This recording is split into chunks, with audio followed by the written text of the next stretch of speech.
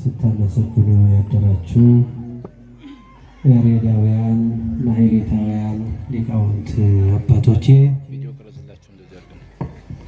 አባቶች፣ ካህናት፣ ወንድሞች ዲያቆናት በዚሁ አውደ ምሕረት የተሰበሰባችሁ ሁላችሁም እግዚአብሔር የሚወዳችሁ እናንተም እግዚአብሔርን የምትወዱ የምታገለግሉ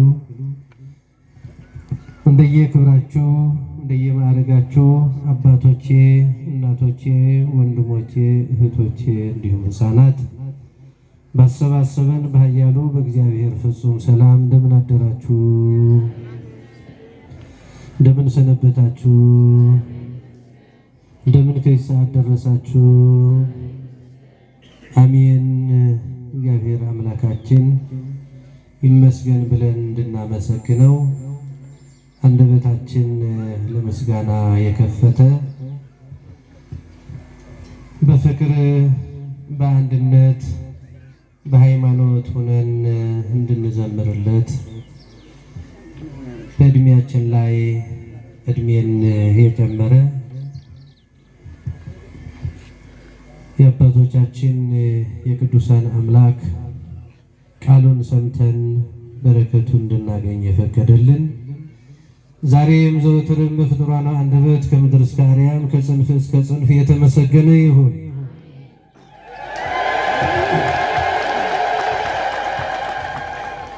እንኳን ለፈጣሪያችን ለመድኃኒታችን ለኢየሱስ ክርስቶስ በዓለ ንግሥ በሰላም በጤና አደረሰን አደረሳችሁ።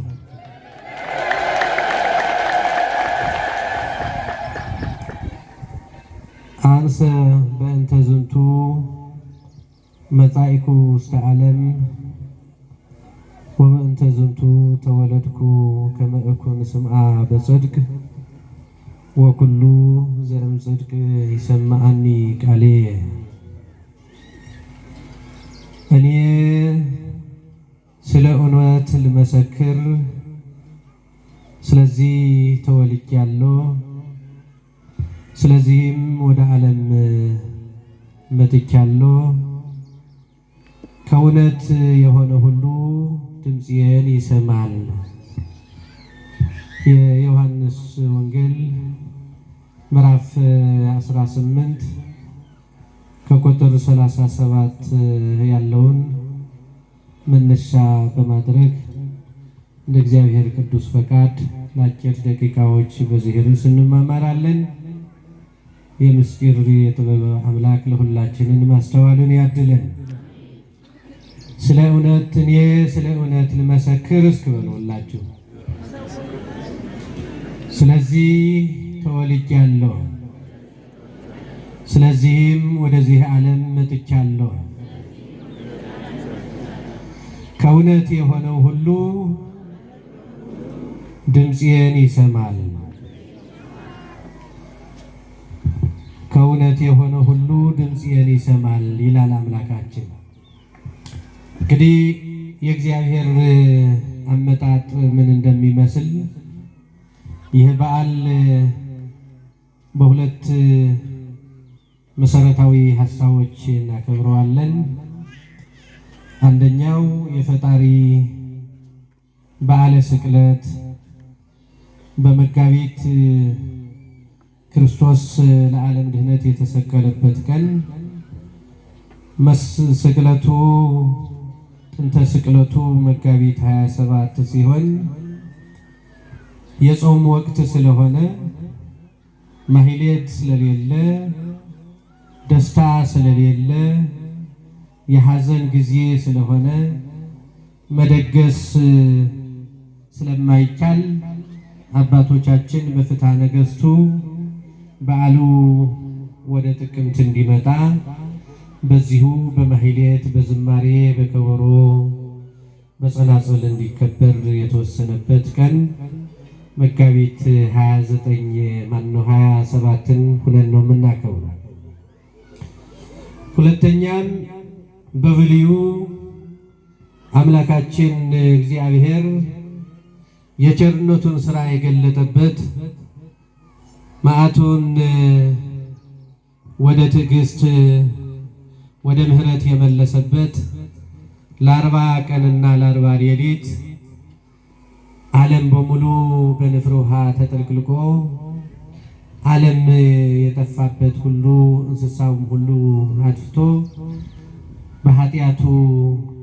በኃጢአት ማዕበል ዓለም ሞልቶ በንፍር ውሃ አጥፍቶ እንደገና ከ150 ቀኖች በኋላ መሬት ወደ ነበረችበት ወደ የብስነት ወደ ደረቅነት የተመለሰችበት በመርከብ ላይ የቀሩ ለዓለም ዘር የተረፉ ለሁላችንም አባቶች የሆኑ ኖህና ልጆቹ ቤተሰቦቹ 8 ነፍሳት የቀሩበት ቅድም የሰንበት ትምህርት ቤት ዘማሪያና ዘማሪያት በኢሳይያስ ቃል ከኢሳይያስ ምዕራፍ 1 ቁጥር 9 ላይ ያለውን እግዚአብሔር ዘርን ባያስቀርልን ኑሮ እንደ ሶዶም በሆን እንደ ገሞራም በመሰልን ብለው ከመሶዶም እንኳን ከመጎሞራ መሰልነ እግዚአብሔር ዘርአ እያትረፈለን ብሎ ነቢዩ ኢሳይያስ እንደተናገረው ሲዘምሩልን የነበሩ ለዓለም ዘር የቀረበት ሌላው ሁሉ የተወገደበት የጠፋበት ሰዓት ኑሮ እግዚአብሔር በዚህ ቀን ግን ጥቅምት 27 ቀን ኦሪት ዘፍጥረት ምዕራፍ 8 ከቁጥር 24 ላይ ጀምሮ እንደምናገኘው ይህንን ነው የሚናገረው። መሬት እንደገና ወደ ነበረችበት የተመለሰችበት ቀን ነው፣ የደረቀችበት ቀን ነው ማለት ነው። በሌላ መልኩ የመድኃኔ ዓለም ወዳጆች ብዙ ጻድቃን እነ መቃርስ እነ አቡነ መብዓጽዮን የሚከበርበት ታላቅ በዓል ነው። ስለዚህ የፍጡራንም የፈጣሪም በዓል አንድ አድርገን ነው የምናከብረው ማለት ነው። ቅድም ወደ ጠቀስነው ርዕስ ስንመለስ ባለቤቱ ኢየሱስ ክርስቶስ በፍጡሩ ስልጣን በሰጠው ለሕዝብ መሪ ባደረገው ሕይወት በሰጠው በጲላጦስ ፊት ለፍርድ ሲቀርብ የተናገረው ቃል ነው። ለፍርድ አደባባይ ቀርበዋል። ለዚህ ነው የመጣሁ ብለዋል ራሱ ባጭር ቋንቋ። ክርስቶስ ወደዚህ ዓለም ሲመጣ ሊገለገል አይደለም፣ ቅዱስ ቅዱስ ተብሎ ሊመሰገን አይደለም። ክርስቶስ ወደዚህ ዓለም የመጣው የወርቅ ዙፋን ሊቀመጥ አይደለም፣ በዙፋን ተቀምጦ ሊፈርድ አይደለም፣ ሊልክ ሊያዝ ሰራዊት ሊያስከትል አይደለም። ወደዚህ ዓለም የመጣው ለመከራ፣ ወደዚህ ዓለም ለመጣው አዳምንና ዘሩን ለማዳን ነው። ወደዚህ ዓለም የመጣው ሊሰደድ ነው። ወደ ግብፅ ሊሰደድ በስደቱ የተሰደደው ጥንተ ስደተኛ አዳምን ወደ ጥንተ ቦታው ወደ ጥንተ ክብሩ ሊመልስ ነው። አንቲ ውእቱ ተስፋሁ ለአዳም አመ ይሰደድን ገነት። ከገነት የተሰደደው ከጽድቅ የተሰደደው ከክብር የተዋረደው ከልጅነት የተራቆተው ከልብስ የተራቆተው አዳምን እና ልጆቹን ለመመለስ ወደዚህ ዓለም የመጣው ክርስቶስ መከራ ተቀብሎ መከራችንን ለማራቅ ነው። ስለዚህ በጲላጦስ አይሁድ ከጽድቅ የሆነ ቃሌን ይሰማል ብለዋል፣ ከጽድቅ ያልሆነ ደግሞ አይሰማም። በዚህ ላይ ለፍርድ ያቀረቡት ቤተ አይሁድ ከእውነት ስላልሆኑ ቃሉን አልሰሙትም፣ አልተቀበሉትም፣ አላከበሩትም። እሱ እነሱን ለማዳን መጣ፣ እነሱ ደግሞ እሱ ለመስቀል ተነሱ። እሱ እነሱን ለማክበር መጣ፣ እነሱ ደግሞ እሱን ለማዋረድ ተነሱ። ክርስቶስ የመጣው ዓለምን ሁሉ ለማዳን ነው። አይሁድ ደግሞ ክርስቶስን ለማጥፋት ክርስቶስን ገረፉት፣ 6666 ግርፋት አስተናገደ፣ ተቀበለ። ሰው ስለሆነ አምላክም ሰውም ሆኖ ከሰው ስለተወለደ የማይሰቀለውን አምላክ ተሰቀለ፣ የማይዳሰሰውን አምላክ ተያዘ፣ ታሰረ። የማይታየውን አምላክ በእኛ ባህሪ በሰው ባህሪ ስጋን ለውሶ ስጋን ተዋሂዶ ተያዘ፣ ታሰረ። የኋሊት ታሰሩት፣ ገረፉት፣ ምራቃቸው ተፉበት። ሰማዩን በጨረቃ በፀሐይ በከዋክብት ብርሃን ያለበሰ አምላክ ስግን ልብሱን ገፈፉት ይላል። ተመልከቱ፣ ልብሱን ገፈው ቀይ ልብስ አለበሱት።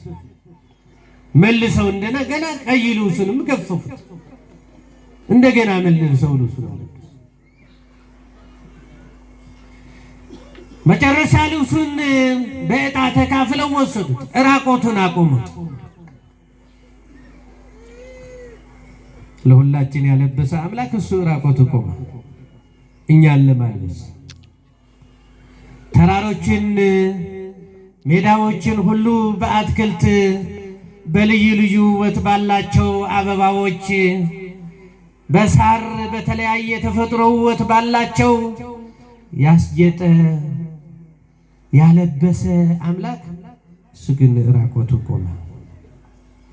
ለማን ነው ራቆቱ የቆመ? ለማን ነው ራቆቱ የተሰቀለው? ለማን ነው ይህን ሁሉ የተገረፈው? ለማን ነው ይህን ሁሉ መከራ? ለኛ ነው የተከፈለው ዋጋ። ውድ ዋጋ የተከፈለልን ክርስቲያን ወገኖች፣ ክቡር ዋጋ የተከፈለልን ራሱ ሕይወት ሰጥቶ ሕይወት የሰጠን እሱ ሙቶ እኛ ሕይወት ተቀበል። ዘዚአነ ሞተ ነሳ ወበእንቲአሁ ሕይወተ ወሀበነ።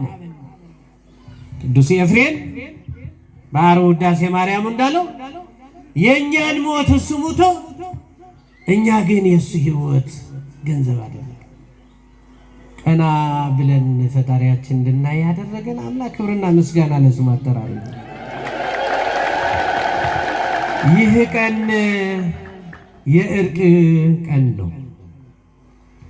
ሰውና እግዚአብሔር የታረቁበት፣ ሰውና መላእክት የታረቁበት፣ ስጋና ነፍስ የታረቁበት፣ ሰማይና ምድር የታረቁበት፣ ፈጣሪ ከምድር በላይ ከፍ ብሎ ከሰማይ ዝቅ ብሎ ኢየሱስ ክርስቶስ የተሰቀለበት ወገብረ ሰላም በደመ መስቀሉ በመስቀሉ ሰላምም የሰበከበት ሰላም ያደረገበት የሰላም ቀን ነው ወገኖቼ። የሰላም ሰዎች ነን። ቀኑ የሰላም ነው። ቀኑ የፍቅር ቀን ነው። ክርስቶስ የማይተካ መለኪያ የሌለው ወደር የማይገኝለት ፍቅሩ የገለጸበት ነው። እስመ ከመዝ አፍቅሮ እግዚአብሔር ለዓለም እስከ ወልዶ ወሒደ መጠወ ወሀበ ቤዛ ለኩሉ። እግዚአብሔር ዓለሙን እንዲሁ ወዶታልና ይላል። ያለምንም ምክንያት ሰው ሰውን ቢወደው ምክንያት አድርጎ ነው። በዚህ ይደግፈኛል፣ በዚህ ይረዳኛል፣ ባለ ጊዜ ነው፣ ባለ ወቅት ነው፣ ባለ ሀብት ነው፣ ባለ ስልጣን ነው፣ በተለያየ ባለ ወገን ነው ብሎ ነው የሚጠጋ። አስልቶ ነው፣ በስሌት ነው፣ አጥንቶ ነው። እግዚአብሔር ግን ምንም ለሱ የምንደግፈው ነገር ሳይኖር እንዲሁ በነፃ ወደደ። አንደኛ ልጁን ለሞት ሰጠልን። በልጁ ሞት ይቅር አለን። ክብርና ምስጋና ለአምላካችን ይሁን። ስለዚህ ነው የመጣው ክርስቶስ። ስለዚህ በዚህ ሰዓት እኔ የመጣሁበት ስራውን እየሰራሁ ነው አለ። ስራዬን እየሰራሁ ነው። ስለ እውነት ነው የመጣሁት፣ እውነትን መሰክር ነው አለ። ስለዚህ ከእውነት ሁሉ የሆነ ሁሉ ድምፄን ይሰማል። ባለስልጣኑ ለፍርድ የተቀመጠው እውነት ምንድነው ብለ ጠየቀ። ለካ እውነቱን አናውቀው። እውነት ሳናውቁ ነው የተሾሙ። እውነት ሳይረዱት ወንበር ላይ የተቀመጡ ሰዎች አሉ። እውነቱን ሳያጠኑት ፍርድ ቤት የቆሙ ሰዎች አሉ። ጲላጦስ ንጉሥ ነው፣ ባለጊዜ ነው፣ ባለስልጣን ነው። ዓለም በሙሉ ተረባርቦ ቤተ አይሁድ ተረባርቦ ክርስቶስን ለፍርድ ሲያቀርቡት ከእውነት የሆነ ድምፄን ይሰማል ሲለው እውነት ምንድነው ብሎ ጠየቀ። ገና ስለ እውነት መማር ያስፈልገዋል። ገና ስለ እውነት ትርጓሜ ሊሰማ ያስፈልገዋል። እውነትን አላወቅናትም። በቃል እናውቃት ይሆናል፣ እንናገራት ይሆናል። በዚህ ሰዓት መጽሐፍ ቅዱስ የማይጠቅስ የለም፣ የማያነብ የለም። ትምህርት አላነሰም፣ መምህራን በዝተዋል። እግዚአብሔር ይመስገን። ግን የተማረውን የሚሰራ ነው የጠፋው። የሰማውን የሚተገብር ነው የጠፋው። የሚያውቀውን በተግባር ላይ የሚያውል ነው የጠፋው ወገኖች። ስለዚህ ስለ እውነት ቆሙ ተብሎ እውነትን ይናገራል ይፈርዳል የተባለ ጲላጦስ እውነት ምንድነው ብሎ እንደ አዲስ ትምህርት ጀመረ። እውነት ምንድነው? እውነት አልገባውም። እውነት እግዚአብሔር ነው። እውነት ሃይማኖት ነው፣ በሥላሴ ማመን ነው። እውነት አንድነት ሶስትነትን ማወቅ ነው። እውነት ኢየሱስ ክርስቶስ በሥጋ መገለጡን ማመን ነው። እውነት ራሱ እግዚአብሔር ነው፣ ሌላ እውነት የለም። እውነት እንድንናገርበት በተፈጠረው አንደበታችን ስንት ጊዜ ዋሸንበት፣ ስንቱን ግፍ ሰራንበት፣ ስንቱን አዋረድንበት፣ ስንቱን አቃለልንበት፣ ስንቱን ሰደብንበት። እሱ የተፈጠረው ስብሐት ለአብ እያለ ቅዱስ ቅዱስ እያለ እንዲኖር እግዚአብሔር እንዲያመሰግን ነበር አንደበታችን። ለምስጋና የፈጠረው እግዚአብሔር ስንቱን አቃለልንበት ወገኖቼ። ስንቱ ውሸት በእውነት በመማለጃ በጉቦ ስንት ተፈረደበት፣ ስንቱ ተገደለበት። ያው ክርስቶስም እኮ በውሸተኞች ሰዎች ነው የተፈረደበት። ከፊቱ ይዘው እኮ ነበር ሰማዕት አመጣ የሐሰት ምስክሮች እኮ ነው ያቆሙት ክርስቶስን እንዲሰቀል። የቄሳር አመፀኛ ነው ተብሎ ሰንበትን ይሽራል ተብሎ እግዚአብሔርን ወልደ እግዚአብሔር ነኝ ይላል ተብሎ ክርስቶስም እኮ ውሸተኞች ምስክሮች ቆመውበታል። ወቆሙ ላዕሌ ሰማዕተ አመፃ። ስለዚህ ውሸተኞች አሉ በክርስቶስም የመሰከሩ።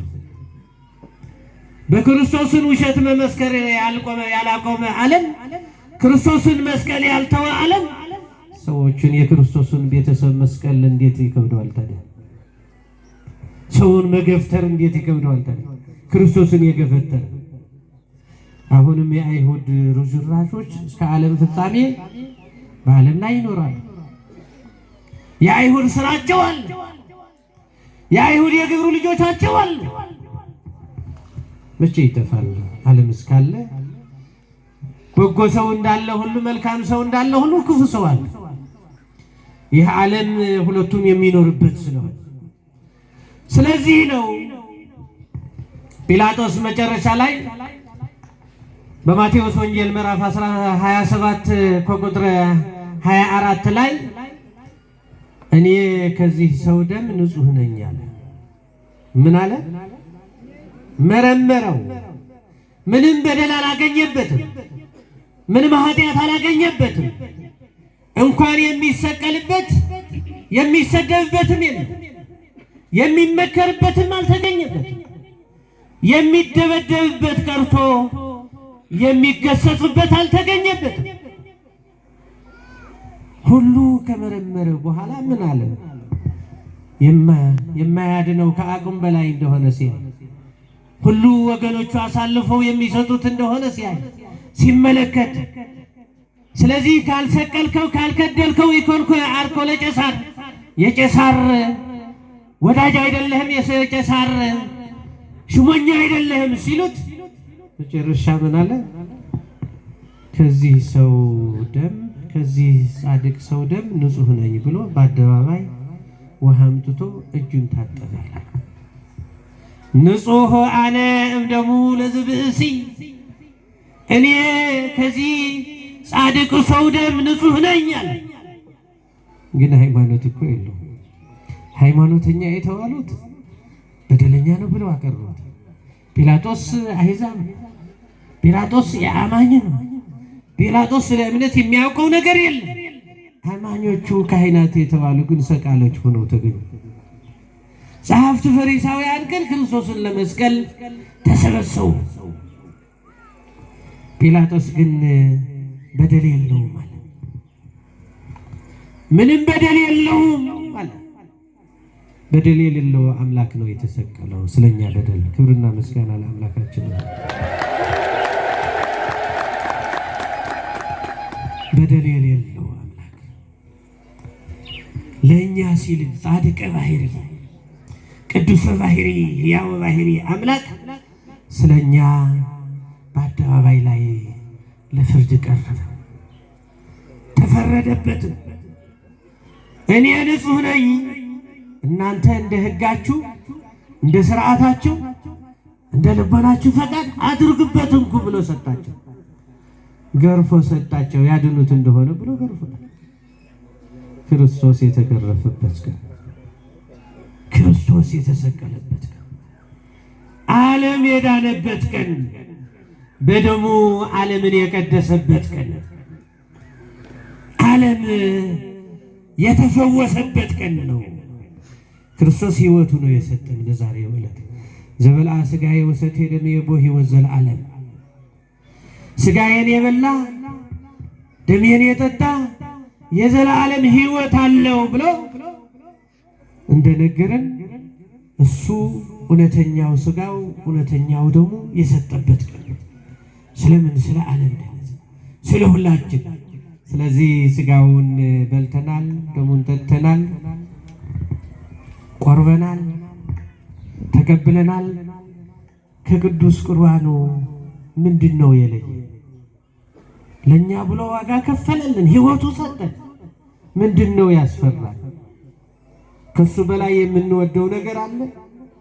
ሁላችን እዚህ ያለነው መድኃኔዓለም ትወድታላችሁ ወይ ቢሮ አንድ ቢጠይቅ ወይም እኔ ብጠይቅ፣ ሊቃውንቱ አባቶቻችን ቢጠይቁ፣ አዎ እንወደዋለን፣ ወደነው እኮ ነው የመጣ ነው፣ ደስ ብለን እኮ ነው የመጣ ነው እንል ይሆናል። መልሱ ይህን ግን የፍቅር መገለጫ መምጣት ብቻ አይደለም።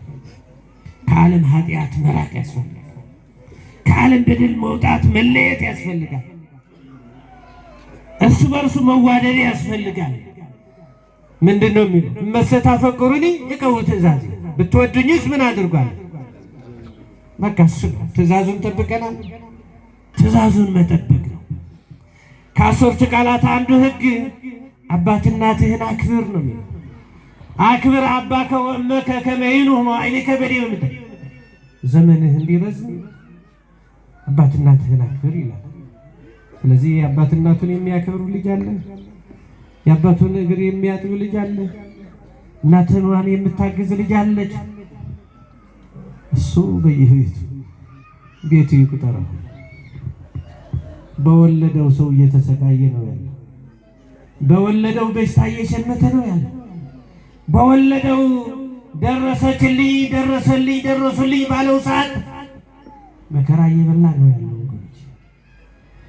መከራ ለጨጓራ፣ ለበሽታ፣ ለደም ብዛት፣ ለስኳር የሚያጋልጥ ትውልድ ነው ያለ። እናንተን አላልኩም፣ እዚህ ያላችሁ አላልኩም፣ ያልመጡ ነው ያልኩት። እናንተማ ቅዱሳን ናችሁ። እናንተማ እግዚአብሔር የመረጣችሁ ናቸው። ከእውነት የሆነው ቃል የኔስ ድምፄን ይሰማል ብሎ የለም። ድምፁን እየሰማን ነው ተመርጠን፣ እናንተን አይደለም። እሱ ስንቱ እግዚአብሔር የሚያሳዝን ግን አለ።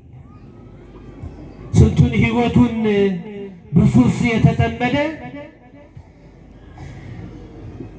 ከገቢው በላይ ወጪው የሚበዛ ራሱን ለማኖር ያቃተው በሱስ ተይዞ ራሱን ለማኖር ያቃተው ራሱን መግዛት ያቃተው በስርቆት የተሰማራ ያጣ ከቤተሰቡ ዕቃ እየወሰደ የሚሸጥ ስንቱን አለ በየቤቱ ያይዙት እናንተ ናችሁ። ስለዚህ ከእውነት የሆነው ድምፄን ይሰማል አለ እግዚአብሔር። ከእውነት የሆነው ከእውነት ነው ያለነው። በእውነት የምንኖር ትዳራችን የእውነት ትዳር ነው። የመተማመን ትዳር ነው። ቤተሰቦቻችን ፍቅር አለ፣ ሰላም አለ። በመተሳሰብ በመተዛዘን ነው ያለነው። እግዚአብሔር ይከበራል በቤታችን። እግዚአብሔር ይነግስበታል ሕይወታችን። ድንግል ማርያም ትጠራበታለች ሕይወታችን።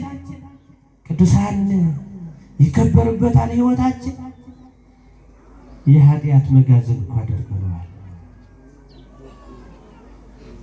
ሕይወታችን ራሱ እኮ የኃጢአት መሰብሰቢያ ያደርገናል። የበደል መጋዘን እኮ አድርገነዋል ወገኖች። ይሄ ባይሆን ኑሮ ለምን አልቆረብንም? ዛሬ ራሱ ሕይወት የሰጠበት ነው። ራሱ መድኃኔ ዓለም ነው። የዓለም መድኃኒት ነው። ለምን አልቆረብንም? ነጭ ለብሰን መተናል። የሚቆሩ አብዛኛው ግን ሕፃናት ናቸው። ሕፃናትማ ምን በደል አላቸው? የእኛ ኃጢአት መቼ ነው የሚደመሰሰው ታዲያ? የእኛ ቁስል መቼ ነው የሚፈወሰው ታዲያ? መቼ ነው እርፍ የምንለው ታዲያ? ቃሉ በመስማት ነው የሚታረፈው። ሥጋዬን የበላ ቃሉ መስማት ወደ መቅደሱ የሚያደርስ ሕጉና ሥርዓቱን ጠብቀን እንድናልፍ መዳረሻ ነው ወገኖች። ታዲያ ለምን ይሄ ቤተ ክርስቲያንማ ንሕነሰ ንሰብክ ክርስቶስ ኀዘ ተሰቅለ፣ እኛ ግን የተሰቀለውን ክርስቶስ እንሰብካለን ትላለች። ሁሉ ስብከታችን ይሄን ሌላ ስብከት የለም። የተሰቀለው ስለኛ እጅ እግሩ በችንካር የተሰቀለው ለኛ ሲል የቆሰለው ለኛ ሲል ሞት የጠፋው ለኛ ሲል ራቆትን የዋለው ለኛ ሲል ከፍ ብሎ የተሰቀለው አምላክ ስለሱ ነው ቤተ ክርስቲያን የምትሰቅለው። የእሱን ሥጋው ደግሞ ነው በየጊዜው የምታዘጋጀው። የምንበላው የምንጠጣው እሱ ነው። ዘላለማዊ ምግባችን እሱ ነው። ዘላለማዊ ሕይወታችን እሱ ነው።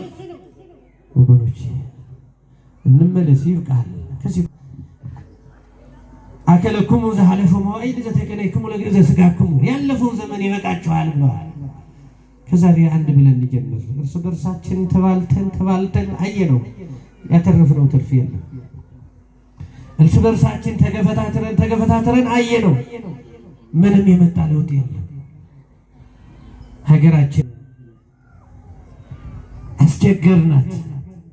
እኛን መሸከም አቃታት ሀገሪቱ ራሱ። መሬቱ ራሱ ከበድናት። ያው ሰባት ቃት እኮ መሬቲቱ መሸከም አቅቷት ነው ያስወገደች። ኃጢአት በዝቶ ነው፣ ዓለም አርክሰዋት ነው፣ ሞልቶ ነው ጽዋው። እና ሰባት ቃት የሰሩት ስራ በዚህ ዘመን የማይሰራ ኧረ በዛን ሰዓት የማይታወቅ ኃጢአት ነው። በዘመኑ ያልነበረ ኃጢአት እየተሰራ ነው በምድራችን በከተማችን። ምን የማይሰራ ስራ ነው? በዛን ሰዓት ምን ስንት ሃይማኖት ነበሩ? ኃጢአቱ እኮ አንድ አይነት ነው። በዝሙት ነው፣ የዝሙት ኃጢአት ነው። መሬት እንደዚሁ ያስወገደበት። አሁንማ ምን ተቆጥሮ ወይስ ተሰፍሮ ምን ያህል? ወገኖች ወደ እግዚአብሔር እንመለስ፣ ወደ እግዚአብሔር እንመለስ። ሰዓቱ አሁን ነው። የውም ዕለት ሪት ወለተ መድኃኒት፣ የመዳን ቀን ዛሬ ነው የሚለው። የመዳን ቀን ነገ ነው አልተባለም። ትናንትናም አልፋለች፣ ነገም የማን እንደምትሆን አትታወቅም። የማዳን ቀን አሁን ነው። የተረጋገጠች ቀናችን አሁን ናት ወገኖች። ስለዚህ ይህንን ነው ከእውነት የሆነው ሁሉ ድምፄን ይሰማል። ድምፁ የማይሰማ ኑሮ አይደለም። ቃሉ በየቤቱ ይነገራል። ቴሌቪዥን የሌለው የለም፣ በየቤቱ ይሰበካል። በየቤቱ በየሞባይሉ ይሰበካል። ግን ማን ነው ያስተዋለ? ከትውልዱ ማን ነው ያስተዋለ? ማን ነው ያስተዋለ? ሰምቶ የሸሸ ነው፣ ሰምቶ የቀረበ ነው ያለው። ሰምቶ የተጠቀመ ነው ያለው፣ ሰምቶ የተጎዳ ነው ያለው። ሰምቶ ንስሐ የገባ ነው፣ ሰምቶ ኃጢአት የሰራ ነው ያለው። ቃሉ አቃልለዋል ቃሉ። ስለዚህ ቃልን ሰምተው እና አባ መብዓ ጽዮን ሕይወታቸውን ሁሉ ዘመናቸውን ሁሉ መላ ዘመናቸው ለእግዚአብሔር የሰጡ የመድኃኔ ዓለምን ማህበር ሲዘክሩ የኖሩ ማህበሩ ለስሙ ሳይሆን ለማህበሩ የተዘጋጀው በስሙ የተዘጋጀው ምግብ ሁሉ ያለው ጠላውን፣ ቆሎውን፣ ሽምብራውን ሁሉ ፈውስ ይሆን ነበር፣ መድኃኒት ይሆን ነበር፣ መድኃኒት ነበር። መካኖች የሚወልዱበት፣ ድውያን የሚፈወስበት፣ ዕውራን የሚበሩበት ለመድኃኔ ዓለም የቀረበው ዝክር አቡነ መብዓ ጽዮን ይፈውስበት ነበር። አቡነ መብዓ ጽዮን ይህን የዕለተ ስቅለትን እያሰበ ረቡዕና ዓርብ ኮሶ እየጠጣ ክርስቶስ ስለኔ ሐሞት አጠጡት። ውቅያኖስን የፈጠረ አምላክ፣ ዝናምን የፈጠረ አምላክ ውሃ አጥቶ ተጠማሁ አለ። ሰዎች ስልጣን አግኝተው ጊዜ አግኝተው ሐሞት የተቀላቀለበት አጠጡት። ሰው እንኳን ለሰው ለእግዚአብሔርም አልተመቸም። እንኳን ለፍጡር ለፈጣሪም አልተመቸም። ወገኖች ጊዜ ካገኘ ስልጣን ካገኘ ዘመን ከሰጠው አልተመቸም። ይህን ነው የሚያሳየው ቀኑ። ዕለተ ዓርብ የሚያመለክተን ይህንን ነው ወገኖች። ደጋጎቹ የእግዚአብሔር ቃል የሚሰሙ እነ አቡነ ሀብተ ማርያም ወይም መብዓ ጽዮን ግን ይህን ቀን እያሰቡ መራራ ይጠጡበት ነበር፣ ኮሶ ይጠጡበት ነበር። እየሰገዱ እየደከሙ ይውል ነበር። ስለኔ ግንድ ተሸክመ እያሉ ሲያለቅሱ ይውል ነበር። ሞቶ ወልደ እግዚአብሔርን እያሰቡ እንደ ዮሐንስ ወልደ ነጎድጓድ 70 ዓመት ሙሉ የዓርብ ስቅለቱን እያሰበ ቁጹረ ገጽ ሆኖ ፊቱ ሳይፈታ እንዳዘነ እንደኖረ እንደዚህ እያዘኑ ይኖሩ ነበር ወገኖች። ለዚህ የተወደዳችሁና የተከበራችሁ ከእውነት የሆነ ሁሉ ድምፄን ይሰማል፣ ቃሌን ይሰማል። የእግዚአብሔር ቃል ልንሰማ ነው የመጣነው። የእግዚአብሔር ድምፅ ልንሰማ ነው የመጣነው። የእግዚአብሔር የማዳኑን ስራ ልንሰማ ነው የመጣነው። ስለዚህ እግዚአብሔር ተመለሱ ይለናል፣ ንስሐ ግቡ ይለናል። የንስሐ ቀን ነው ይላል። ንስሐ ገብታችሁ ሥጋዬን ብሉ ደሜን ጠጡ ይላል። ከክፋት ተመለሱ። በእጃችሁ ደም ሞልተዋል፣ ኃጢአት ሞልተዋል። እንዴት ብዬ ልስማችሁ? ትጸልያላችሁ፣ እንዴት ብዬ ልስማችሁ ይላል በኢሳይያስ። ጆሮዬ እኮ ከመስማት አልደነኮረም፣ ዓይኔ እኮ ከማየት አልታወረም። ግን እጃችሁ ደም ሞልተዋል። በእጃችን ደም አለ፣ በእጃችን ኃጢአት አለ፣ የሰው ንብረት አለ። እግዚአብሔር ወለወላዲቱ ድንግል